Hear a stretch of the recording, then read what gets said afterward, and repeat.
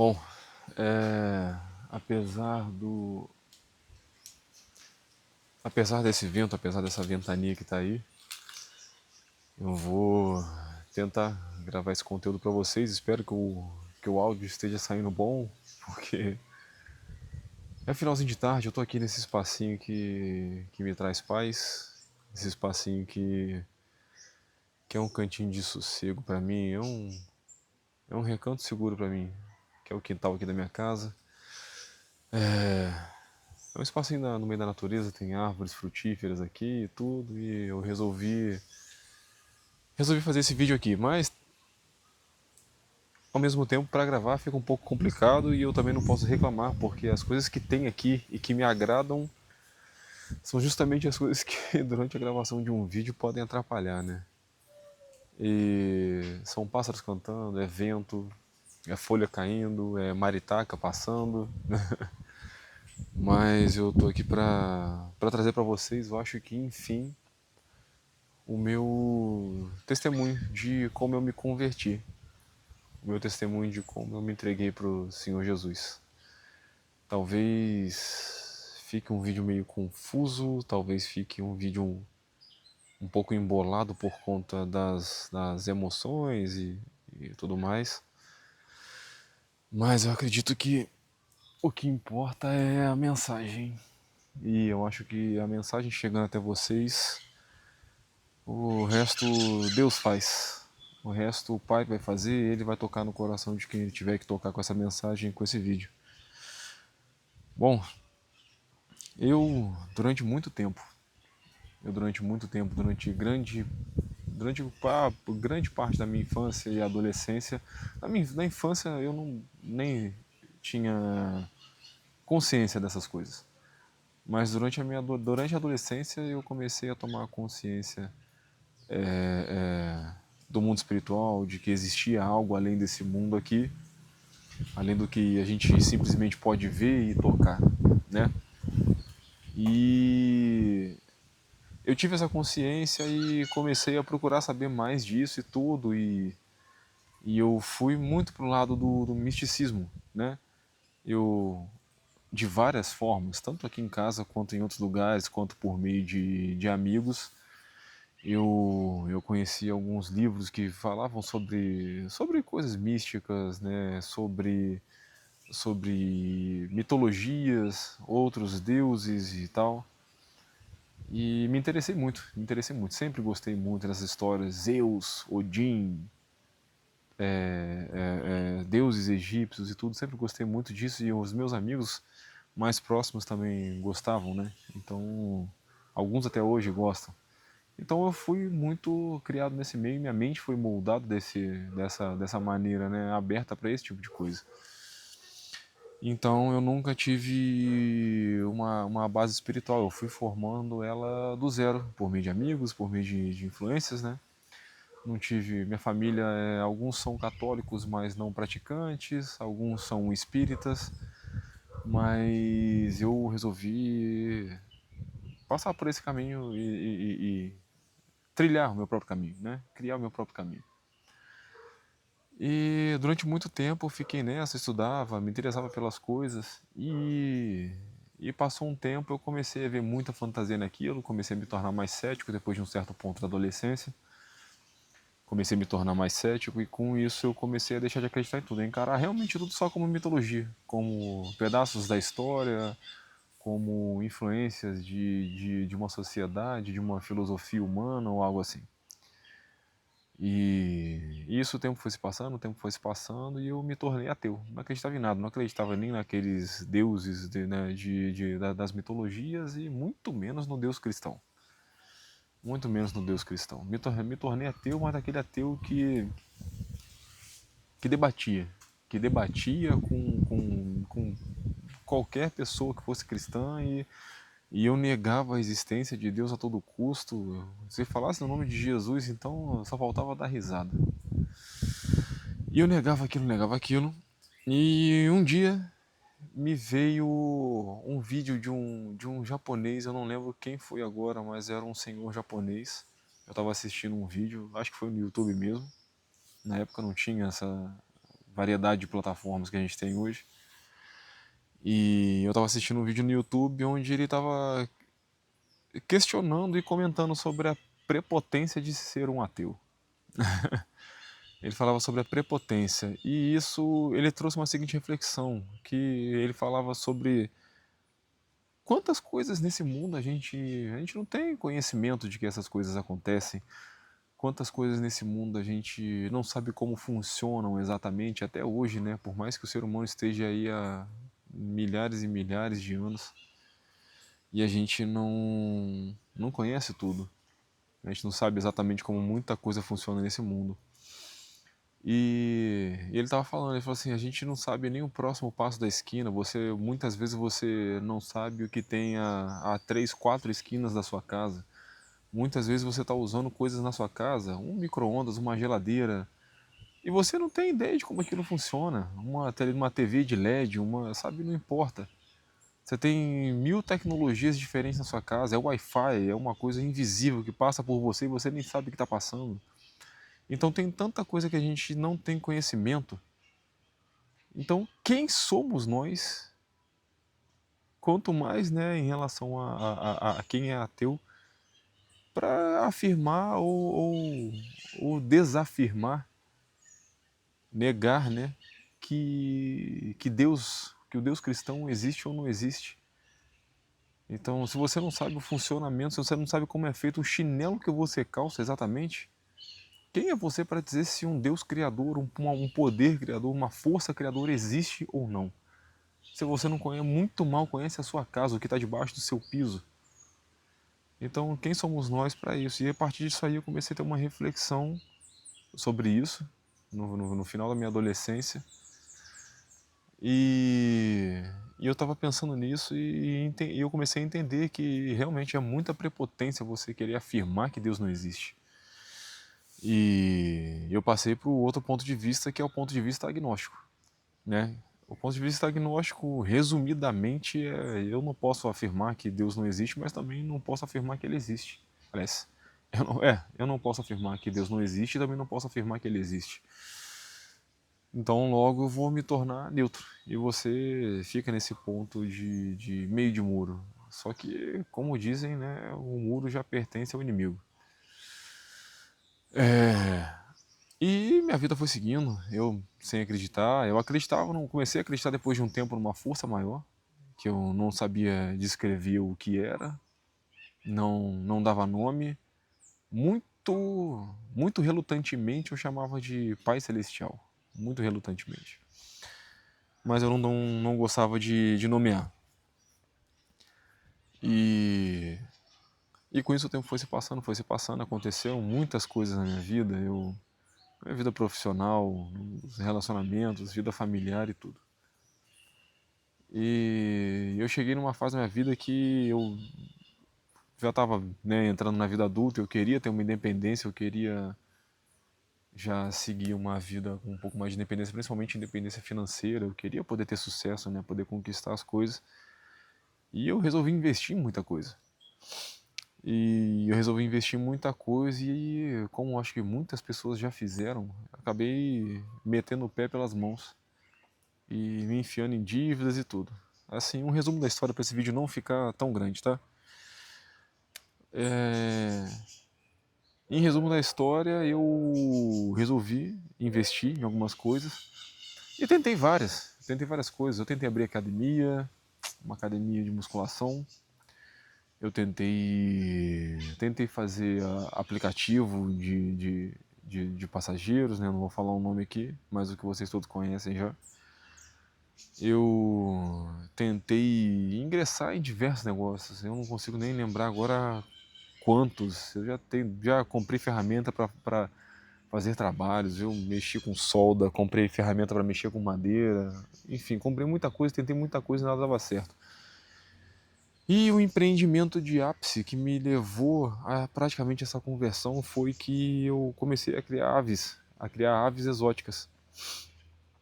Eu entrei nesse mundo de aves exóticas em 2000 e acho que talvez por volta de 2019, 20.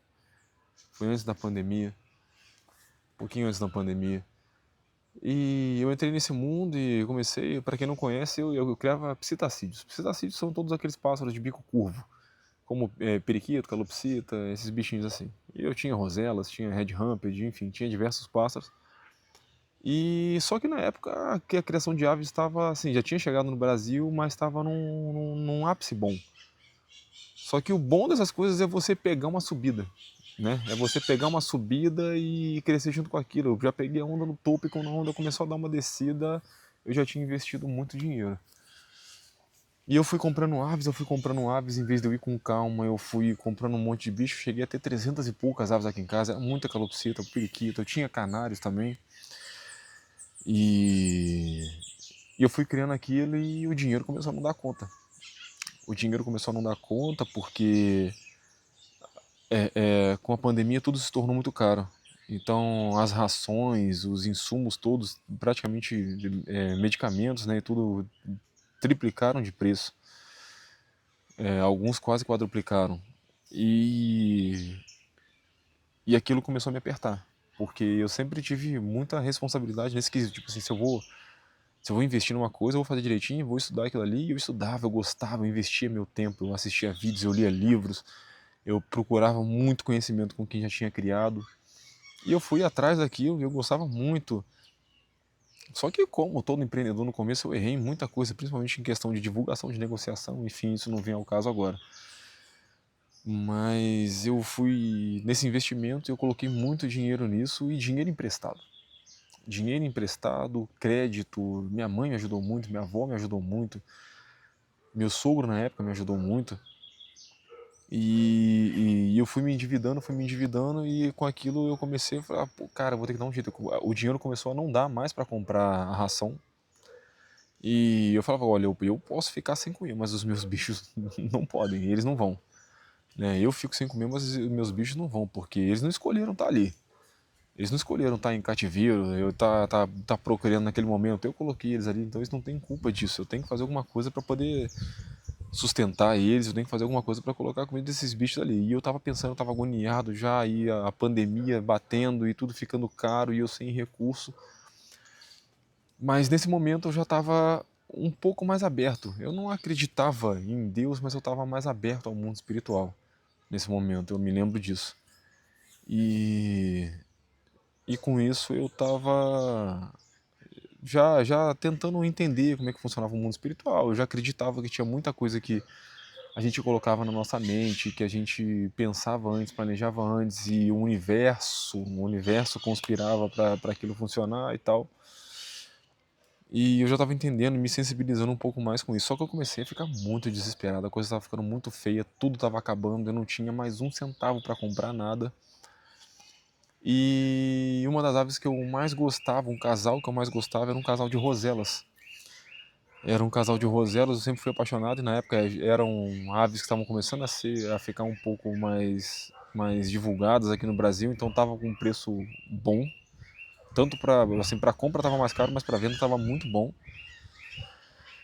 E elas estavam ficando mais difundidas, né? Essa era a palavra que eu queria lembrar.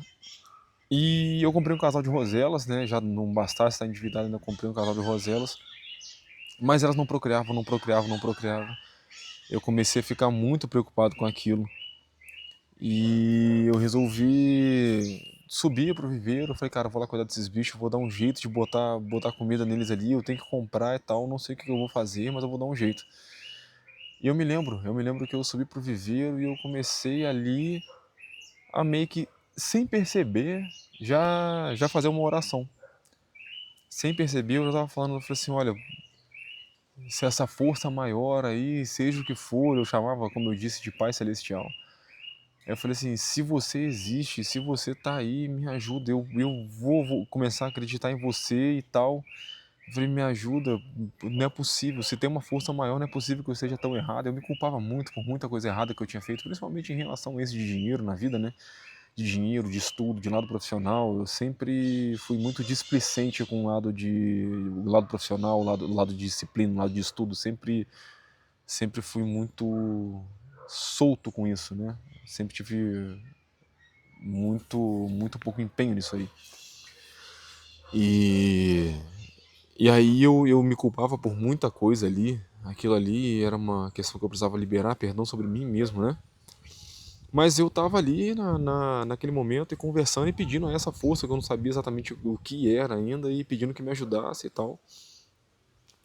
E, e eu já me dava vontade de chorar e eu já ficava meio confuso e tudo. Eu acho que eu já tava num processo de conversão sem nem saber, sabe? E tá, aí eu saí do viveiro que eu tinha as aves ali guardadas, eu desci, fui pra casa e seguiu a vida. Passaram-se mais algumas semanas e tudo, e quando eu subi, pra minha surpresa, quando eu abri o ninho das roselas, tinham 6 ovos. Tinham 6 ovos, e aquilo ali já mexeu comigo. Falei, caraca, será que existe mesmo um Deus? Será que existe alguma coisa? Ele tá me ouvindo, mesmo com tudo que eu fiz de errado, mesmo com todas as vezes que eu duvidei dele, todas as vezes que eu bati de frente com as pessoas dizendo que não existia, que eu era ferrenho com isso. Será que existe mesmo? E ele mesmo depois de tudo que eu fiz, será que ele vai me ouvir? Ele tá me escutando? Me emociona um pouco lembrar disso, é engraçado. E, e nesse momento eu já fiquei todo feliz quando eu vi aqueles ovinhos ali e tal. Eu falei, nossa, caraca, tem ovinhos ali. Pô, vai salvar. Só que se esses bichos nascerem e eu conseguir realmente vender, aquilo ali vai me salvar. Pelo menos para poder botar a comida na mesa. E olha que demora, são 21 dias de incubação, né? Para eles, o normal, o período normal. E passou mais um tempo, não vou lembrar ao exato quantos dias, e eu fui fazer a ovoscopia. Eu pegava os ovinhos, eu colocava contra a lanterna do celular mesmo ali, e você via os vasinhos se formando dentro do ovo. É muito legal você ver o coraçãozinho batendo ali dentro e tudo, né? O processo da vida, como é que ela surge. Hoje eu entendo que realmente só Deus, só Deus. Mas aí nisso eu já estava com a cabeça um pouco mais voltada para isso, mais aberta, e começou a tocar o meu coração. Acho que o Espírito Santo, mesmo eu não merecendo, sabe, ele já começou a agir na minha vida. Deus já começou a agir na minha vida. E eu fiz a ovoscopia e todos os 6 ovos estavam galados, estavam com filhotes, estavam fertilizados. Eu entrei numa euforia quando eu vi aquilo ali. Quando eu vi aquilo ali, eu comecei a lembrar do pedido que eu tinha feito. Eu comecei a lembrar do pedido que eu tinha feito para, olha, me ajuda, se você existe mesmo, Deus, me ajuda em relação a isso, por favor. E eu, sabe, naquele desespero, eu acho que foi um momento em que foi a primeira vez na minha vida que, mesmo sem saber, eu fiz uma oração sincera. Foi o meu primeiro pedido sincero a Deus, foi aquele ali. Foi o primeiro pedido sincero para Deus, foi essa oração. E quando eu vi aquilo, eu caí em lágrimas. Eu caí em lágrimas. Eu vi aqueles ovinhos ali, todos com os vasinhos e o coraçãozinho batendo lá dentro, não sei o que. Eu falei, cara, não tô acreditando. Eu falei, que isso? E eu já fiquei naquilo, e daí eu falei, caraca, olha, não tô acreditando e tal. E naquilo já mexeu muito comigo. Passou mais um tempinho, os filhotes nasceram, né? Deu o período de 20, 21 dias, de 20 a 22 dias no máximo. 22 ou 23, eu não sei. Mas enfim, eles nasceram. E 2 filhotes eu lembro perfeitamente até hoje. 2 filhotes, quando eles nascem muito pequenininhos e tudo, só que, né, eles são muito frágeis, então a pelinha deles é tão fina que a pálpebra deles chega a ser transparente, então você conseguia ver o globo ocular deles lá dentro. E, e eu lembro direitinho que 2 desses filhotes tinham os globos oculares pretos, e os outros 4 eram atransparentados, não tinham cor, eram pálidos. Cara, aquilo ali naquele momento foi um banho de água fria pra mim tão grande. Eu falei assim, cara, o que que tá acontecendo? Parece que 2 são normais, mas o resto tá com algum tipo de problema e tudo. Eu falei, o que que pode estar acontecendo? Aquilo ali me... É engraçado falar, mas aquilo começou a me dar um desespero. Eu falei, caraca, quando eu comecei a acreditar em você, Deus. Quando eu comecei a acreditar em você, olha o que que você fez comigo, não sei o que. Os filhotes vão nascer defeituosos, eles vão nascer cegos. Por que que você está fazendo isso comigo e tal? E eu comecei a me questionar muito aquilo ali. E passou um tempinho, eles começaram a crescer, eles foram abrindo os olhinhos, e para minha surpresa, quando todos começaram a abrir os olhinhos ali,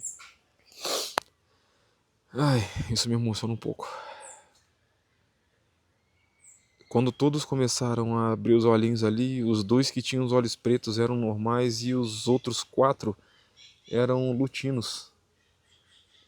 A lutina é uma mutação, o luteinismo é uma mutação em que as roselas saem com as penas amareladas, é uma mutação diferente. E para quem sabe, quem conhece um pouco de criação de qualquer bicho, quem sabe que qualquer bicho que fuja um pouco do padrão normal ali, que vá para alguma mutação, isso agrega um bom valor, e principalmente quando se fala de aves. Então, para vocês terem um exemplo, na época que eu comprei eles, cada rosela comum girava em torno de R$ 600, tanto o macho quanto a fêmea.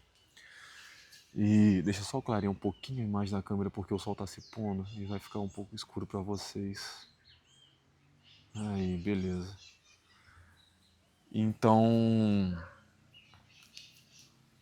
as roselas normais estavam por volta de R$ 600 e as roselas lutinas estavam custando por volta de 1.000 a 1.200, era o dobro do preço. Era o dobro do preço. E quando eu vi aquilo ali, que eu percebi o que era, o tamanho da besteira que eu tinha falado, já no primeiro momento em que ele respondeu a minha oração, eu desacreditei e logo em seguida ele jogou na minha cara, tipo, calma, o que eu tô fazendo por você aqui é muito mais do que você imagina. Eu acho que a imagem vai ficar lenta, gente. Só um minuto. Quando isso aumenta muito, parece que a imagem fica meio atrasada. Desculpa aí essas questões, mas estou começando a gravar agora, essas coisas acontecem. Celular baratinho, é assim. É improviso, tá? Tô no meu quintal, então é improviso. E então aquilo ali foi uma pancada pra mim. Aquilo ali foi uma pancada. Quando eu vi, tipo, seriam 4 filhotes que teriam um valor do dobro do preço. Aquilo ali me desmontou. Quando eu vi que 4 filhotes eram lutinos, o pai era portador de lutino e eu não sabia. E quando eu vi isso, que 4 filhotes eram lutinos e 2 eram normais, eu pensei, falei, caraca, como eu sou ingrato. Eu falei, como eu comecei a me sentir. Acho que naquele momento eu comecei a sentir pela primeira vez o que a Bíblia fala sobre a gente ser sujo, a gente está sempre encardido, a gente está sempre em trajes sujos, mas o sangue de Jesus ter que estar todo dia ali purificando a gente, derramado sobre nós, sabe? Eu me senti tão sujo naquele momento e eu nunca tinha imaginado que eu ia me sentir assim. Eu nunca acreditei em evangelho, nunca acreditei em Bíblia, nada disso. Mas eu comecei a me sentir muito sujo, muito incomodado com tudo que eu tinha pensado. Sendo que eu nem acreditava em Deus, eu comecei a me incomodar com tudo que eu já tinha falado de Deus, com tudo que eu tinha duvidado dele. E ali, naquele momento, dentro do viveiro, eu comecei a chorar. Eu comecei a chorar muito, eu pedindo perdão para Deus, pedindo por todas as vezes que eu tinha duvidado dele. Ali eu tava chorando. E eu tava me sentindo imundo e totalmente indigno. Totalmente indigno. Eu falei, cara, eu não mereço nunca. Olha o que o Senhor tá fazendo por mim, olha o que Deus tá fazendo por mim. Eu não mereço isso, eu sempre duvidei de você, cada coisa que eu já falei de você, cada pensamento que já passou pela minha cabeça e tal. E eu falei assim, nossa, não é possível, Deus não vai me ajudar. Deus não vai fazer isso por mim. Eu sempre fui muito ruim em relação a ele, assim, mentalmente em relação a ele, não uma pessoa ruim, mas eu sempre pensei muito mal dele, sempre tentei desmerecer, né? Sempre que vinham falar de Deus para mim, eu tentava desmerecer, tentava negar de todas as formas possíveis. E naquele momento ali começou a me vir uma vontade de tipo assim, ler a Bíblia, ler a Bíblia, ler a Bíblia, ler a Bíblia. E eu não entendia por que daquilo. Ali eu acredito que já era o Espírito Santo falando comigo. E me vinha muito isso, ler a Bíblia, vai ler a Bíblia, vai ler a Bíblia, vai ler a Bíblia. Eu falei, cara, eu vou ter que dar um jeito. Eu não tinha uma Bíblia em casa, não tinha nada, eu falei, eu vou ter que dar um jeito. E eu saí do viveiro, eu tava cuidando dos bichos, eu saí do viveiro, desci e entrei no banheiro. Na época era o banheiro da minha avó. E eu entrei no banheiro e eu sentei ali num banquinho que tinha e eu comecei a pensar, eu falei, cara, como é que eu vou fazer? Tranquei a porta, porque era um lugar que eu ia poder ficar sozinho ali, né? Eu tranquei a porta pra ficar sozinho, pra ninguém me incomodar. E eu tava chorando, não queria que ninguém visse que eu tava chorando. Ainda mais que eu ia ter que ficar explicando esse tipo de coisa. E quando eu tava ali, eu falei assim, bom, vou pegar o celular e vou baixar a Bíblia online. Alguma coisa deve ter. Eu vou na Play Store e vou baixar a Bíblia online. Não sei o que eu vou fazer. E quando eu digitei Bíblia online ali e tal, a primeira coisa que me apareceu foi um aplicativo que talvez alguns de vocês conheçam, que é o Glorify. E ali no Glorify eu falei assim, bom, vamos ver, né? Isso falava que, faça seus devocionais diários, tenha mais intimidade com Deus e tudo. Eu não tinha nem ideia do que era um devocional. Mas eu resolvi baixar ele. Alguma coisa me puxou para ele. Hoje eu sei que foi o Espírito Santo que me direcionou para isso. E eu baixei o Glorify. E quando eu baixei o Glorify, eu abri ele e o primeiro devocional do dia.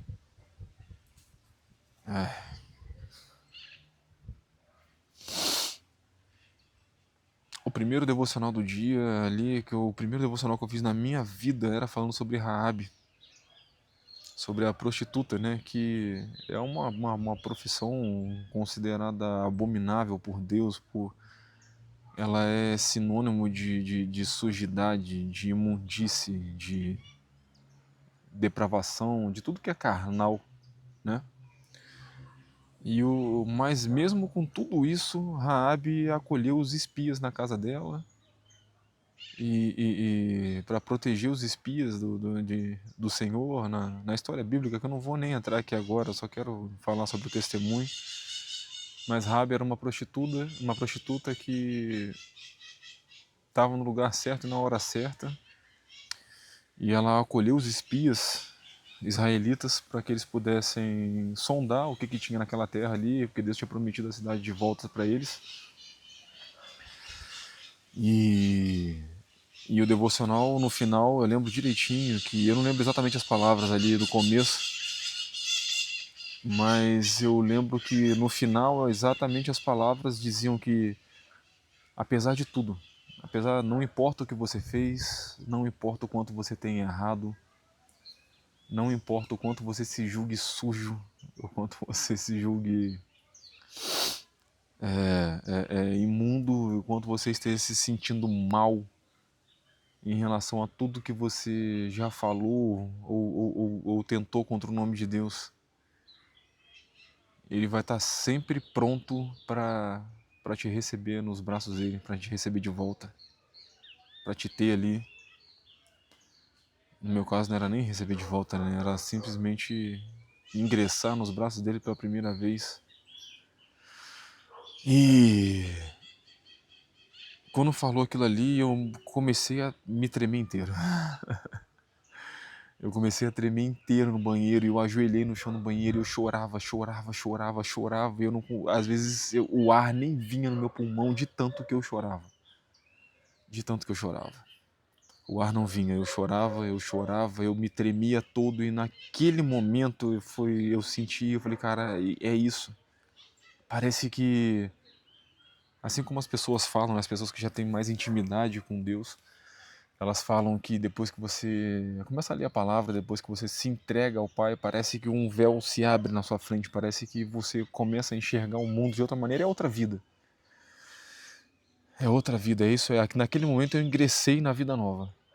Naquele momento, e eu lembro direitinho que eu estava ajoelhado no chão, chorando, chorando, e me veio uma coisa que aí eu realmente não sei, porque foi totalmente do Espírito Santo.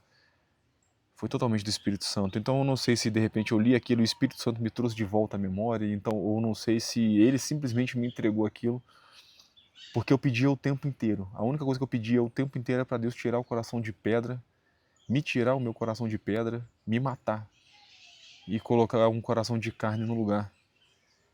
Eu pedia para Deus o tempo inteiro. Eu falei, Pai, me mata, me mata, me mata. Eu não suporto mais essa vida, eu não quero. Eu sou imundo, eu sou imundo, eu sou tão sujo, eu sou tão pequeno, me mata. E Deus atendeu. Deus, naquele momento, ele me matou. Eu pedi para ele me matar, ele me matou, ele me fez renascer. Ali ele me fez renascer para uma vida totalmente nova. Totalmente nova. E naquele momento eu comecei a enxergar tudo que as pessoas falavam sobre você. Dali pra frente, tá? Porque a gente resumir em segundos aqui momentos que aconteceram durante semanas, meses, e um momento tão marcante não é fácil. Mas eu lembro que aquilo ali para mim foi uma virada de chave tão grande, foi uma transformação tão grande, foi literalmente uma vida nova. Aquilo ali para mim foi literalmente uma vida nova. Eu comecei a enxergar um mundo com outros olhos. Tudo que as pessoas falavam sobre vai ler a Bíblia, e não sei o que, Deus é isso, Deus é aquilo, Deus te quer por perto, Deus te ama, Deus te aceita, o sacrifício de Jesus. Parece que em questão de segundos tudo aquilo começou a fazer sentido para mim. Parece que Deus despejou tudo de uma vez só. E dali para frente eu criei uma sede, uma vontade, uma fome de me alimentar de Jesus, do pão da vida. Dali para frente eu tive uma sede da palavra, de estar sempre buscando. E eu só pedia para ele, eu falava, pai, eu não entendo nada de Bíblia, eu não sei nada de nada, como que eu começo, o que que eu faço, né? Por onde que eu vou, por onde que eu começo? Eu não tinha noção do que fazer. E eu lembro que eu comecei por podcasts.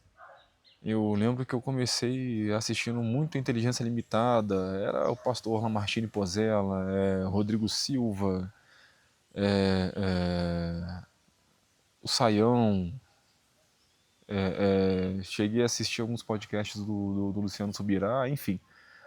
Deus achou uma maneira de começar a me saciar, de começar a saciar minha sede a partir desse momento. E dali dos podcasts eu comecei a ir para os livros e eu comecei a ir para C.S. Lewis, Carta de um Diabo ao Seu Aprendiz, Cristianismo Puro e Simples. Dali eu comecei já e resolvi, agora mais recentemente eu comprei minha Bíblia de estudo, enfim. Deus achou um caminho perfeito para mim a partir daquela ali. Uma vida totalmente nova começou naquele momento. Eu senti que quando eu pedi para ele, eu falei, pai, arranca esse coração de mim, arranca esse coração de pedra, eu quero morrer, eu tô me sentindo tão sujo, tô me sentindo tão pequeno, tão insignificante, eu não quero mais viver, me tira essa vida. E ele me matou e me trouxe uma vida totalmente nova. Então, sabe, o que que eu quero no fim desse vídeo aqui, que já tá grande demais, 32 minutos?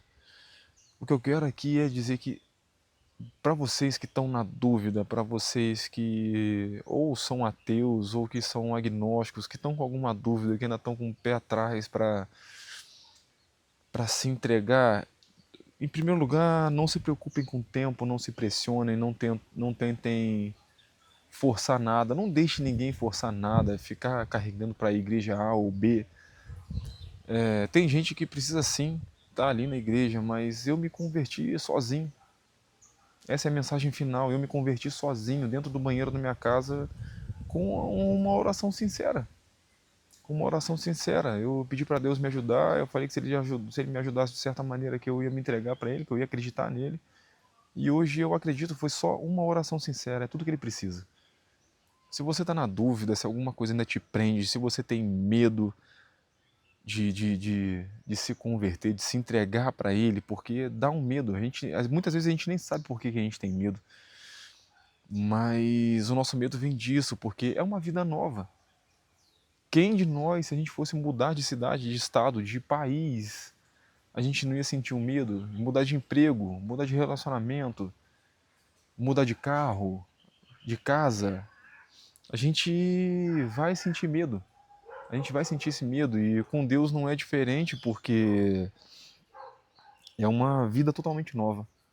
É uma vida totalmente nova, é uma entrega totalmente diferente e que exige muita renúncia. Muita renúncia de muita coisa, de vontade, de planejamento, de muita coisa. Mas vale cada gota de suor, vale cada esforço, vale cada lágrima derramada por você abrir a mão da sua vontade, das suas coisas, para você fazer a vontade de Deus. Vale cada segundo. Vale a pena ter aberto mão de cada segundo daquela vida velha, daquela vida antiga, por cada segundo dessa vida nova. Então, se você tem alguma coisa te travando, alguma coisa ainda te prendendo para entregar, não segura. Talvez a única coisa que esteja te separando de uma vida totalmente nova com Cristo e dessa vida velha que está te cansando, está te botando em depressão, está te colocando exausto, é só uma oração sincera.